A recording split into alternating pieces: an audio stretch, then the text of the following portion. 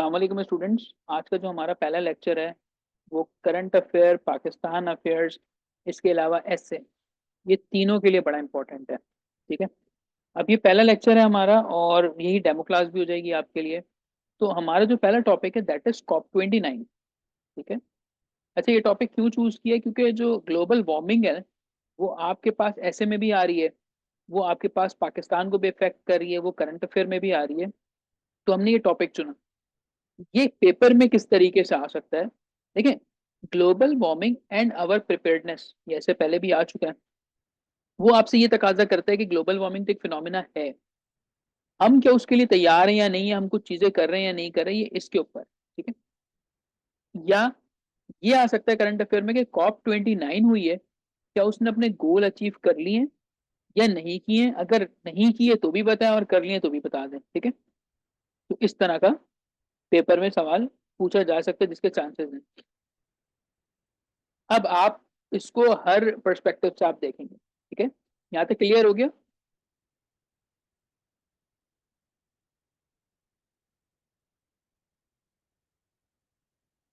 जी, कोई सवाल है? नहीं? ठीक हो। अच्छा, पहले ये चलते हैं कि किसी भी सवाल का इंट्रोडक्शन जो होता है वो उसकी समरी होती है। ठीक है। मैं यहाँ पे लिख भी देता हूँ, आप लोग भी नोट डाउन कर लें कि इंट्रोडक्शन क्या है। That is summary of the entire answer. आप पूरे आंसर में जो बात करोगे आप उसको समराइज करते हो एक पैराग्राफ के अंदर, and this will be your comprised and summarised answer. ठीक है। तो हमने यहाँ पे पहले बताना है कि COP29 जो हुई थी वो हुई कहाँ थी? अजरबैजान बाकू में हुई थी। ठीक है, अभी रिसेंटली हुई है ये नवंबर के अंदर। अच्छा, उसके बाद COP29 के बारे में हम बता देंगे और ये बता देंगे इसमें हुआ क्या। ठीक है। तो छोटा सा इफेक्टिव इंट्रोडक्शन हमने देना होता है, हर सवाल को लंबा नहीं खींचना होता, ये बात याद रखिएगा। जो भी बच्चे प्रिपरेशन स्टार्ट करें वो समझते हैं कि जी 1.5-2 पेज का लिखना है। नहीं बेटा, हमें शॉर्ट इंट्रोडक्शन में पूरी बात करनी होती है। ठीक है। अच्छा जी, अब जब आप COP29 का जिक्र कर रहे हैं तो आपको ये पता होना चाहिए COP29 है क्या। ठीक है। तो सबसे पहले देखते हैं व्हाट इज कॉप। कॉप क्या होता है? कॉप आपके पास एक कन्वेंशन है, एक कॉन्फ्रेंस है। ठीक है। जो कि दुनिया में होने वाले मसाइल की बात करती है, और आजकल जो सबसे बड़ा मसला है दुनिया के अंदर वो क्या है? Global warming. ठीक है। तो फिर कॉप को स्टार्ट किया गया और इसमें होता क्या है कि पूरी दुनिया से जितने भी ग्लोबल लीडर्स हैं, जितनी भी हुकूमतें, वो सारी आएंगी और डिस्कशन होती है।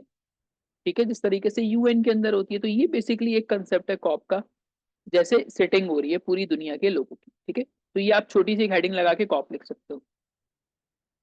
दूसरा, आपको ये पता होना चाहिए कि कॉप कब कब और किस जगह पे हुई हुई है। तो आप इस तरह से एक चार्ट बना के भी पेश करते हो एग्जामिनर को, क्योंकि देखो ये तो हिस्ट्री हो गई, लेकिन इसका हवाला हम इसलिए दे रहे हैं कि वी आर शोइंग दैट कि एग्जामिनर को पता चले कि हम इसमें इंटरेस्टेड हैं, हमें पता है सारी चीजें। कैसे? हम लिखेंगे जी इससे पहले COP29 हुई, कहाँ हुई बता दी। COP28, COP27, 26, अब आपकी मर्जी है 3-4 को फ्लो चार्ट में बता दें या इस तरह से पूरा टेबल कॉपी पेस्ट कर दें। ये आपका प्री रेक्विजिट है। अब कुछ बच्चे बोलेंगे कि सर ये तो पूछा वही नहीं है उसने। बेटा, उसने जब कॉप का जिक्र किया है ना, तो आपने इसको इस तरीके से मेंशन करना है कि देखो मुझे ये भी पता है, मुझे कॉप का मतलब भी पता है। तो आप अपना एक स्ट्रॉन्ग केस बिल्ड कर रहे हैं। बात समझ में आती है?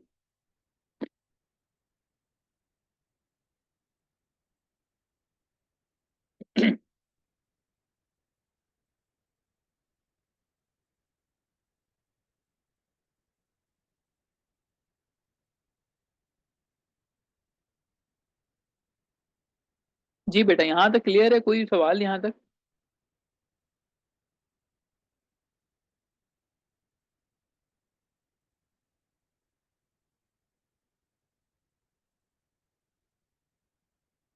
नो? ओके।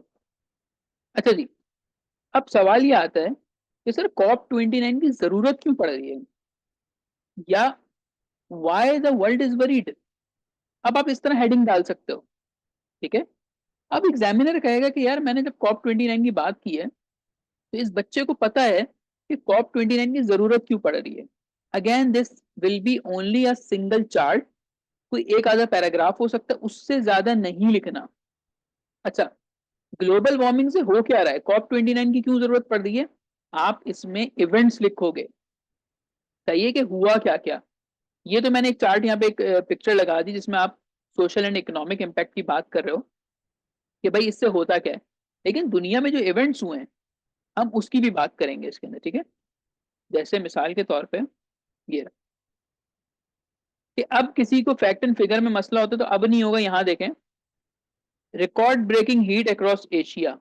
अब एशिया में जिस जिस जगह पे टेम्परेचर बढ़ा है वो सब कुछ यहाँ मेंशन है पैराग्राफ के अंदर, आप इसमें से एक एग्जाम्पल ले लें, उसका रट्टा लगा लें, ठीक है।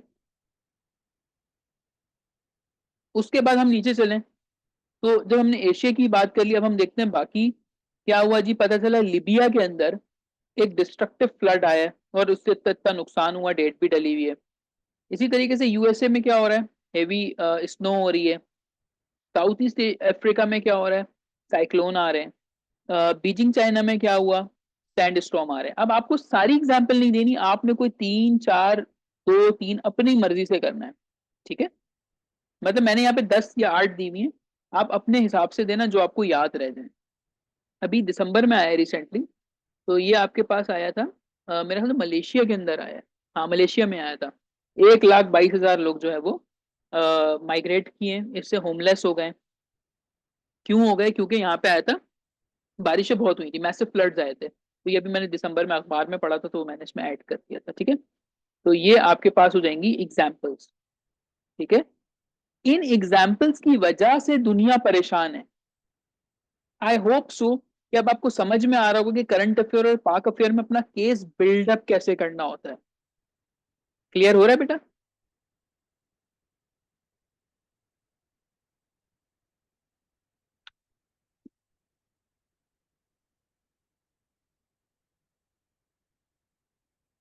गुड, जबरदस्त। अब आते हैं मेन पॉइंट, दैट इज कि कॉप 29 में क्या हुआ, ठीक है। बेटा देखो, कोई भी कॉन्फ्रेंस होती है ना, उसके कुछ की एलिमेंट्स होते हैं। जैसे मिसाल के तौर पे यूएन के कोई भी इवेंट्स होते हैं तो उसका ना एक थीम होती है, ठीक है। थीम पे बात की जाती है। इसी तरीके से कॉप 29 जो है, इसके अंदर कुछ बातें की गई और हमने कॉन्क्लूड किया और उसको हमने नाम दे दिया की टेक अवेज ऑफ कॉप 29। तो उसमें क्या क्या बातें हुई। नंबर वन, वहां बात हुई a new global climate finance target. Now what is this. दुनिया में दो तरह के ममालिक हैं, एक आपके पास फर्स्ट वर्ल्ड कंट्री और एक कहलाते हैं थर्ड वर्ल्ड कंट्री। इम्पैक्ट दोनों पे आता है, लेकिन अगर यूएसए में स्नो स्टॉर्म आता है तो वो इस काबिल हैं तो उसको बर्दाश्त कर लें। लेकिन अगर किसी थर्ड वर्ल्ड कंट्री में, फॉर एग्जांपल अफगानिस्तान हो गया या यमन हो गया, सीरिया हो गया, यहाँ स्नो स्टॉर्म आएगा तो वो बर्दाश्त नहीं कर सकते, ठीक है बेटा। तो थर्ड वर्ल्ड नेशंस की मदद करने के लिए फर्स्ट वर्ल्ड नेशंस और लीडर्स को कहा गया कि आप इनकी मदद करेंगे, तो हमने एक टारगेट रखा है। वो टारगेट क्या है कि 2035 तक, यानी नेक्स्ट 10 ईयर्स का एक टारगेट रखा गया, ठीक है। पहले था 100 बिलियन पर ईयर की कमिटमेंट हुई हुई थी, ठीक। अब जो इन्होंने गोल रखा है वो हम आगे देखते हैं, सारे फैक्ट्स एंड फिगर्स आपको मिल जाएंगे इसमें। याद है। यहाँ देखें, डील ये हुई है 1.3 ट्रिलियन डॉलर पर ईयर, और दूसरा ये कि डेवलप नेशंस जो हैं वो 300 बिलियन डॉलर से इन्होंने स्टार्ट इसका किया है। तो ये पहली डील हो गई, यानी पहला टेक अवे कि जी फंड्स मिलेंगे, फाइनेंसिंग होगी, ठीक है। ये पहला हमारे पास आज का पॉइंट है कॉप का, ठीक है। अच्छा जी, नेक्स्ट, इसमें आर्टिकल 6 डिस्कस हुआ है। अब आर्टिकल 6 के अंदर सब पॉइंट्स हैं। आर्टिकल 6 में आपके पास है 6.2 भी है और 6.4 भी है। इसमें क्या डिस्कस हुआ, इसमें कार्बन डिपॉजिट के बारे में डिस्कस हुआ है। ठीक है, कि कितना कार्बन यूज कर सकते हैं। एक चीज होती है कार्बन क्रेडिट, वो टर्म आपको यहाँ पे नजर आएगी। कार्बन क्रेडिट क्या होता है कि हर मुल्क के पास एक सर्टेन अमाउंट की कार्बन होगी, मतलब कार्बन पॉइंट्स होंगे। तो अगर वो अपने पॉइंट्स सारे यूज कर ले, यानी ग्लोबल वार्मिंग बढ़ा देगी। ठीक है बेटा, तो उसको दूसरे मुल्क से खरीदने पड़ेंगे। ठीक है, और अगर कोई कंट्री बचा ले, यानी उसके पास अभी भी कार्बन बचा और उसने कंट्रोल किया, तो वो दूसरे मुल्क को बेच सकती है या उसके पास कार्बन क्रेडिट आ जाएगा। ये सिस्टम समझ में आया आपको थोड़ा सा? यस या नो?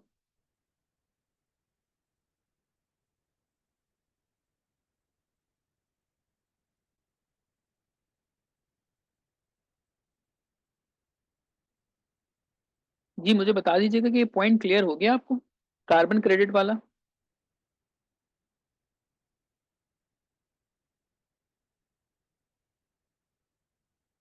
कार्बन क्रेडिट की समझ नहीं आई? ओके, देखो, इसमें फैसला ये किया गया, तमाम ममालिक जो है ना वो ग्लोबल वार्मिंग कर रहे हैं। ठीक है बेटा, ये बात आप मानते हो। अब इसमें यूएसए भी है और इसके अंदर पाकिस्तान भी है। दो मिसालें लेते हैं, दो एक्सट्रीम हमने लिया। एक फर्स्ट वर्ल्ड कंट्री है और एक थर्ड वर्ल्ड नेशन है। बेटा यूएसए अगर मिसाल के तौर पे 20% कॉन्ट्रीब्यूट कर रहा है ग्लोबल वार्मिंग में, तो पाकिस्तान लेस देन 1% कर रहा है। और अभी आप देखिए सिवियर फ्लड्स आए, पाकिस्तान में नुकसान हुआ। ठीक है, अब इन्होंने क्या किया, जैसे बैंक सिस्टम होता है ना, तो कार्बन क्रेडिट बनाया। ये एक सिस्टम है। कार्बन क्रेडिट का मतलब है कि एक मुल्क के पास एक क्वांटिटी होगी कार्बन की, कि वो इतना यूज कर सकता है। तो मिसाल के तौर पे अगर आपकी वो क्वांटिटी कम पड़ रही है, आपने यूज कर लिया और आपको मजीद चाहिए, you need to purchase it. ठीक है, और अगर आपने उसको बचा लिया, विच मीन्स कि आपने कम कार्बन को यूज किया, कम आपने ग्लोबल वार्मिंग की, तो आप उसको सेल कर सकते हैं किसी को। यानी वो पॉइंट्स होंगे, एक सिस्टम बनाया जा रहा है। आप समझ में आई?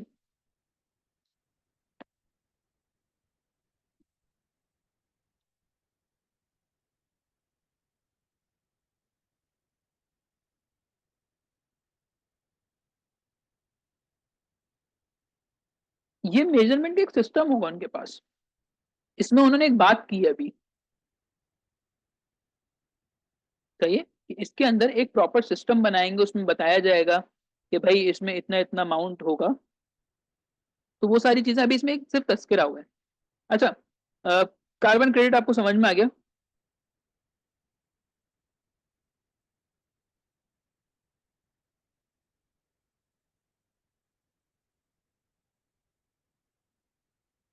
ठीक है।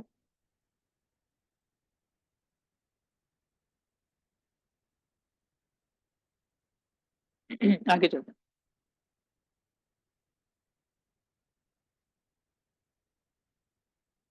थर्ड पॉइंट हमारे पास ये है कि नेशनली डिटरमाइंड कॉन्ट्रीब्यूशन होगा। इसका मतलब है कि एक साइकिल होगी, ठीक है, 5 साल की, और उसके अंदर हम क्या करेंगे, फेज वाइज फॉसिल फ्यूल को खत्म करेंगे। ठीक है, यानी फॉसिल फ्यूल्स क्या है जो कि ग्लोबल वार्मिंग फैला रही हैं। तो हर कॉप में यही बात होती है कि जी फॉसिल फ्यूल का यूजेज हमें कम करना है। तो इसमें भी इसी तरीके की बात हुई है कि इन्होंने एम्बिशन दिखाया है यहाँ पे कि हम इसको खत्म करने की कोशिश करेंगे। तो ये तीसरा पॉइंट हो जाता है उसका। Fourth point, missing momentum on fossil fuel transition and COP 28 energy pledges. इसका मतलब ये बनता है हमारे पास कि हमने जो एनर्जी टारगेट्स रखे थे पिछली कॉप्स में, तो हम कोशिश करेंगे हम उसको पूरा करें। ठीक है बेटा। अच्छा, अब फॉसिल फ्यूल में मसला क्या आ रहा है? सबसे बड़ा चैलेंज हमारे पास ये आता है कि जो अरब इकोनॉमीज हैं, यानी जो कि पेट्रोल ऑयल और डीजल पे चल रही होती हैं, वो क्या कहती हैं कि जी हम इसको अगर शिफ्ट करेंगे ना तो हमारी इकोनॉमी डाउन हो जाएगी। ठीक है, इसी पे जो अजरबैजान के प्रेसिडेंट है, अजरबैजान के जो प्रेसिडेंट है ना, यानी वो लीडर भी थे इसी कॉप के ना, तो उन्होंने क्या बात बोली, उन्होंने इस कॉप में बोला कि fossil fuel is a gift of God from us. ठीक है, fossil fuel is a gift of God for us, इसका मतलब ये है कि वो स्टिल बिलीव ये करते हैं कि जी फॉसिल फ्यूल को रहना चाहिए। अब आप देखें कि कितना मामला हो जाएगा कि अभी दुनिया क्या कह रही है, हमें फॉसिल फ्यूल्स को खत्म करना है, राइट, हमें जो है इससे जान छुड़ानी है, हमें रिन्यूएबल एनर्जी की तरफ जाना है, लेकिन एक मुल्क का लीडर इतनी बड़ी स्टेटमेंट दे रहा है, तो ये भी प्रॉब्लम जनरेट होती है, राइट। ये की टेक अवेज हो गए आपके पास, ये चार मेन बातें हुई हैं इसमें।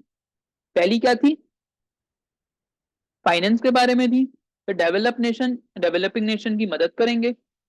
दूसरा क्या पॉइंट हमने इसके अंदर डिस्कस किया, दूसरा पॉइंट था कार्बन क्रेडिट सिस्टम का। तीसरा पॉइंट क्या था कि जी एम्बिशन दिखा रहे हैं, और फोर्थ पॉइंट ये है कि COP 28 के जो एनर्जी प्लेजेस थे उसको पूरा किया जाएगा और फॉसिल फ्यूल से हम ट्रांजिशन करेंगे। यहां तक बात समझ में आ गई आप लोगों को?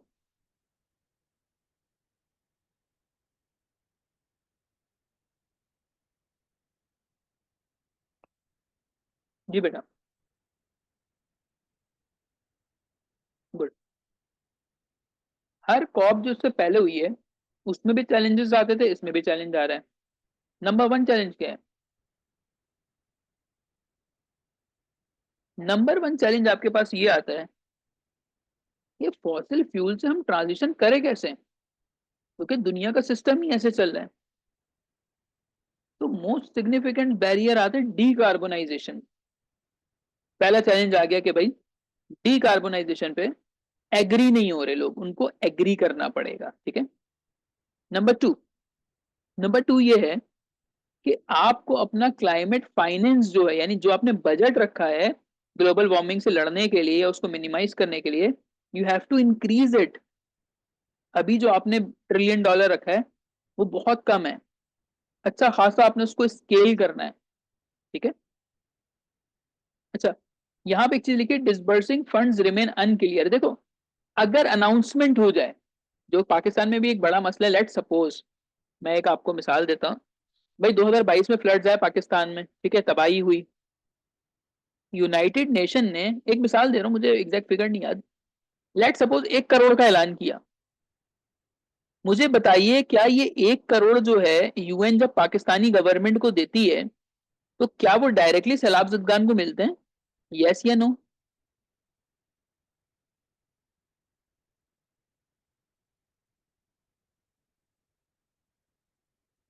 हेमन कह रही है नो। और कोई स्टूडेंट है क्लास में? अरीज भी हैं, ताहा भी हैं। तो आप मुझे बताइए कि यूएन ने कहा कि जी हम 1 करोड़ दे रहे हैं पाकिस्तान के 2022 के सैलाब जदगान को, तो क्या वो 1 करोड़ डायरेक्टली पाकिस्तान गवर्नमेंट के पास आता है और डायरेक्टली इनके पास चला जाता है? तो जवाब है नहीं। यूएन क्या करता है, यूएन देता है पाकिस्तान के रिप्रेजेंटेटिव्स को, इसके बाद ये फिर गवर्नमेंट के ऊपर होता है कि वो पैसा कैसे यूटिलाइज करती है। तो उसके लिए वो एक स्कीम बनाती है, ऐसा तो नहीं कि वो बोले कि अच्छा 100 लोग हुए बेघर तो हर घर को हम देंगे 1 करोड़ से, हम डिवाइड कर देते हैं अमाउंट को और जो अमाउंट आएगा वो पर घर मिल जाए, नहीं ऐसा भी नहीं होता। तो एक सिस्टम मैकेनिज्म बनाया जाता है बेटा हर चीज का, तो वो मैकेनिज्म कॉप में नहीं बना। बात समझ में आई? कुछ बच्चे कहते हैं सीएसएस करना है, सीएसएस करना है, पर उनके पास कोई मैकेनिज्म नहीं होता कैसे करना है, ठीक है। तो यही चीज यहाँ फंसती है आके कि मामला चलेंगे कैसे।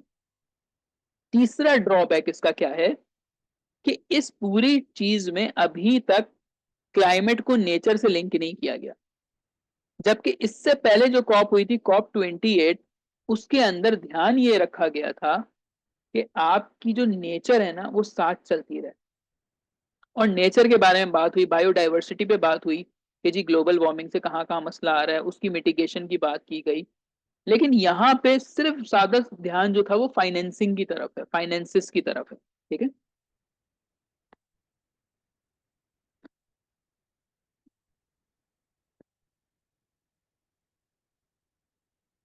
फोर्थ, COP 28 के एनर्जी टारगेट्स अभी तक अचीव ही नहीं हुए थे, और फिर आपने उसमें COP 29 को भी ऐड कर दिया, तो कॉप जो है एक कॉम्प्लेक्स स्ट्रक्चर इख्तियार करता जा रहा है। मैंने एक जगह कहीं पढ़ा था, वहां वो कह रहे थे कि पहले तकरीबन 180 या 175 लोगों ने, जो पिछली कॉप थी उसमें जो हेड्स थे ना उनकी तादाद थी 180 प्लस ना, और अब जो लोग आए वो तकरीबन 165 हो गए। मतलब इस साल जो है 15 लोग कम हो गए। और कहते ये कि अगर कॉप इसी तरीके से चलती रही तो वर्ल्ड का इंटरेस्ट खत्म हो जाएगा इसके अंदर। क्यों खत्म होगा?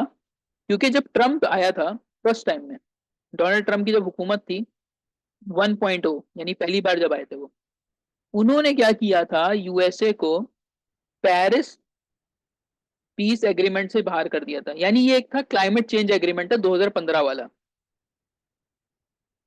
ठीक है। तो ट्रम्प ने क्या किया, इस 2015 वाले एग्रीमेंट से यूएस को बाहर कर दिया।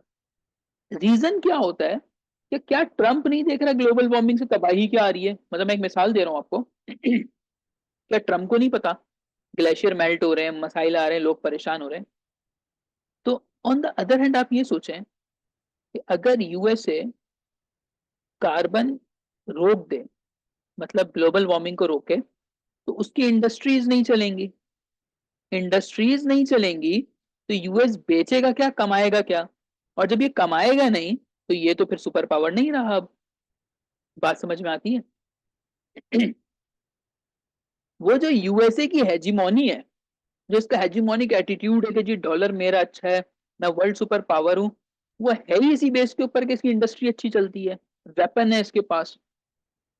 पॉइंट क्लियर हो रहा है?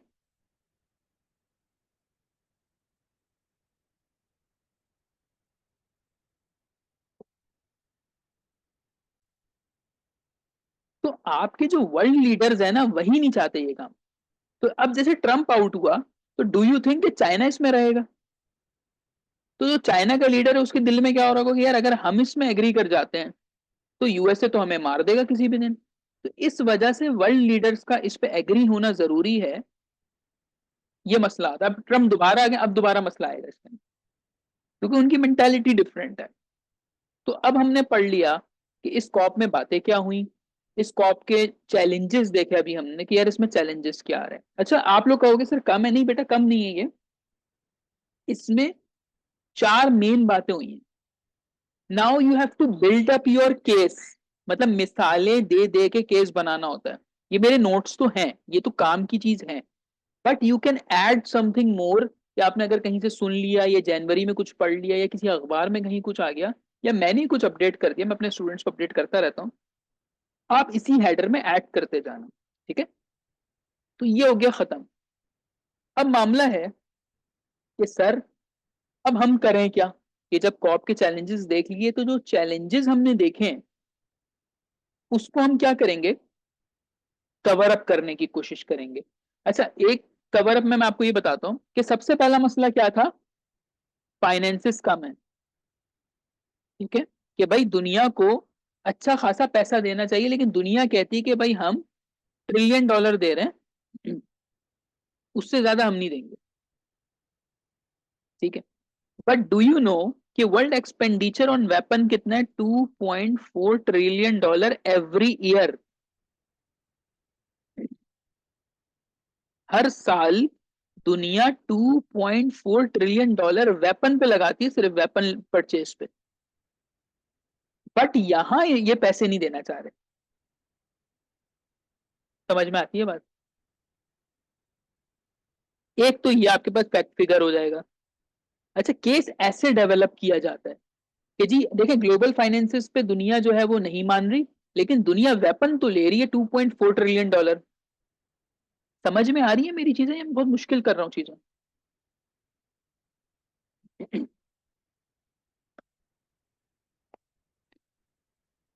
आ रही समझ? गुड।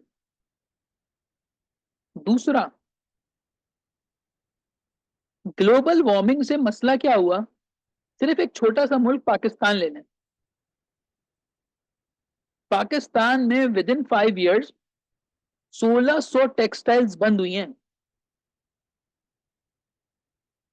1600 टेक्सटाइल्स बंद होने का मतलब है अगर हर टेक्सटाइल में मिनिमम 100 बंदा भी काम करे तो ऑलमोस्ट आपके पास तकरीबन तकरीबन 1 लाख बंदा बेरोजगार हो गया। और वो बेरोजगार नहीं हुआ, उसके साथ साथ हर घर में 5 से 6 एवरेज पे बंदे होते हैं। जस्ट मल्टीप्लाई दिस नंबर और आपको हैरानी होगी कि इतना बंदा सिर्फ ग्लोबल वार्मिंग की वजह से बेघर हुआ हुआ है या उसके पास रोजगार नहीं। तो ये फैक्ट्स एंड फिगर होते हैं जो हमें सीएसएस के पेपर में लगाने होते हैं। अब क्विकली आ जाते हैं रिकमेंडेशंस क्या है, वही जो आप पहले भी पढ़ते होंगे। सबसे पहला ये कि जी आप रिन्यूएबल पर आ जाइए, फॉसिल फ्यूल को छोड़ें, रिन्यूएबल की बात करें। नंबर 2 हमारे पास है कि हम एनर्जी एफिशिएंसी की बात करें, कन्वर्जन की बात करें। अच्छा, जो रिकमेंडेशंस होती हैं वो आप अपनी तरफ से लिख सकते हैं, but it should be relevant. हम फॉरेस्टेशन की बात करें, हम ये कहें कि जी जो दरख्त हैं हमारे पास मौजूद उनकी कंडीशन अच्छी कर लें। ठीक है, हम उसमें ये बात कर सकते हैं कि जो बचा हुआ एरिया है हम उस पर रिफॉरेस्टेशन कर दें, एफॉरेस्टेशन कर दें। क्योंकि अगर आपके पास मौजूद नहीं है, आपके पास ग्रीनरी मौजूद नहीं है, आपके पास जंगल मौजूद नहीं है, तो वैसे ही ग्लोबल वार्मिंग का इफेक्ट आपके मुल्क पे ज्यादा होगा, उस एरिया पे ज्यादा होगा। ठीक है, तो हमें कोशिश ये करनी है। और दूसरा ये एक बड़े आपको मैं मजे की बात बताता हूँ कि जो आपका फॉरेस्ट होता है ना वो नेचुरली कार्बन एब्जॉर्ब करता है वो। ठीक है, यहाँ लिखा जाएगा forest act as natural carbon sinks absorbing strong carbon dioxide. तो अब अगर मेरे मुल्क में दरख्त नहीं है, ठीक है, हरियाली नहीं है, सिर्फ कंक्रीट ही कंक्रीट भरा हुआ है, तो शदीद गर्मी पड़ेगी। शदीद गर्मी से क्या होगा, ग्लेशियर्स मेल्ट होंगे, और ग्लेशियर्स जब मेल्ट होंगे तो पानी का जो फ्लो बनेगा वो सब कुछ बहा ले जाएगा अपने साथ। और आप एक एग्रीकल्चर मुल्क है, आप ये तो देखें, बात समझ में आ रही है बेटा? आप एक एग्रीकल्चर कंट्री है यार, आप ये समझे इस बात को कि जब पानी आएगा तो फसलें तबाह कर देगा वो आपकी। फिर आप कहाँ जाएंगे, आपके पास तो इंपोर्ट भी नहीं है, कोई एक्सपोर्ट भी नहीं है, आप तो फंस गए, वैसे ही आप इतना ट्रेड डेफिसिट में जा रहे हो। तो ये बातें भी पेपर में लिखनी है। ठीक है, फिफ्थ है आपके पास circular economy and waste reduction. हमारे पास पानी जो है बहुत वेस्ट होता है, सही है। अब सर्कुलर इकोनॉमी इसका मतलब इकोनॉमी आपकी एक सर्कल में चल रही होती है। ठीक है, तो ग्रीन हाउस इमिशंस को कम से कम करना है और हमें अपने वेस्टेज के ऊपर काम करना है। आपने अक्सर वीडियोस में देखा होगा कि जो आपका सिंक होता है, यानी जहाँ जो आप बेसन कहते हो बेसिकली उसको, जो बेसन होता है उसका जो पानी ड्रेन हो रहा होता है वो कुछ लोगों ने कनेक्ट करके आपके कमोड में यूज कर रहे होते हैं। अगर आपने इस तरह की वीडियोस देखी हैं तो, जहाँ पे वो आपको एक्सेप्शनल आइडियाज दे रहे होते हैं। तो दिस इज एन आइडिया कि आप पानी सेव कर लो।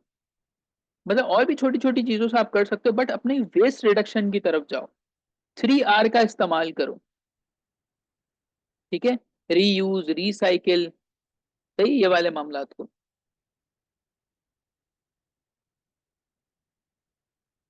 अच्छा जी, इसी तरीके से अर्बन प्लानिंग होनी चाहिए, कार्बन प्राइसिंग होनी चाहिए, मतलब कार्बन पे टैक्स होना चाहिए। सही है। मिसाल के तौर पे हम बात करते हैं कि एक हाइपोथेटिकल एग्जांपल मैं आपके सामने रखना चाह रहा हूँ। जैसे एक कंट्री है, उसको 100 कार्बन पॉइंट्स दिए, मतलब आप इतना कार्बन यूज करोगे, लेकिन अब आपने अगर 101 यूज करना है तो आप पे टैक्स लगे। सही है बेटा, तो this is called carbon pricing, और this is also called carbon credit. कि अगर आपने लेट सपोज 90 यूज किया तो यू हैव 10 इन पाउच, और आप इसको बेच दें पीछे, मुल्क की इकोनॉमी अच्छी हो जाएगी। ठीक है, तो ये आपके पास इसके की पॉइंट्स हो जाएंगे। और लास्ट में एक चीज है कि सर जब हमने रिकमेंडेशंस दे दी, अच्छा पहले बताओ ये समझ में आ गया पूरा? अभी कोई सवाल है किसी का तो पूछ लो, भी है 5 मिनट्स।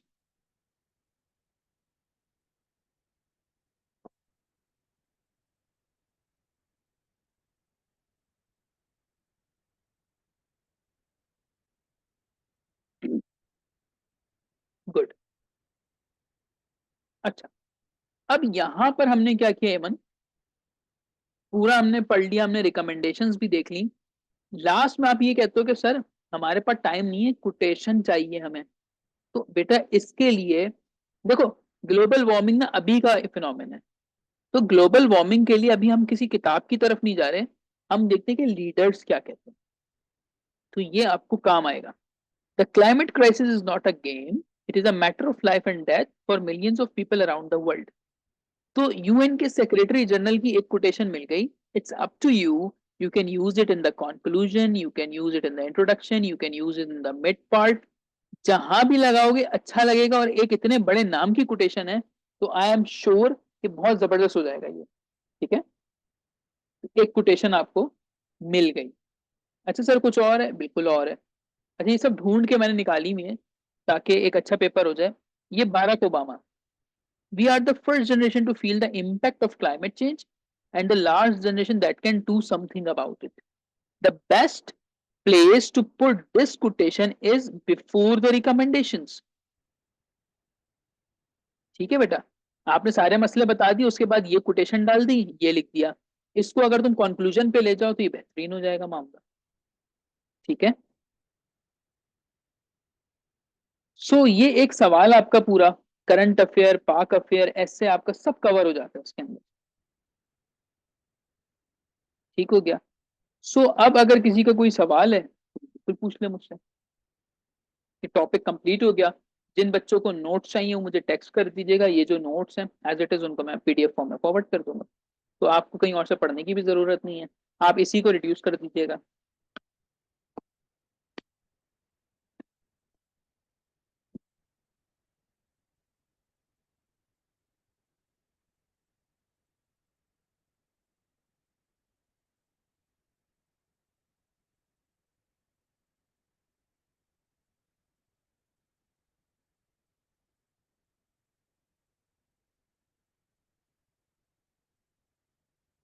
जी।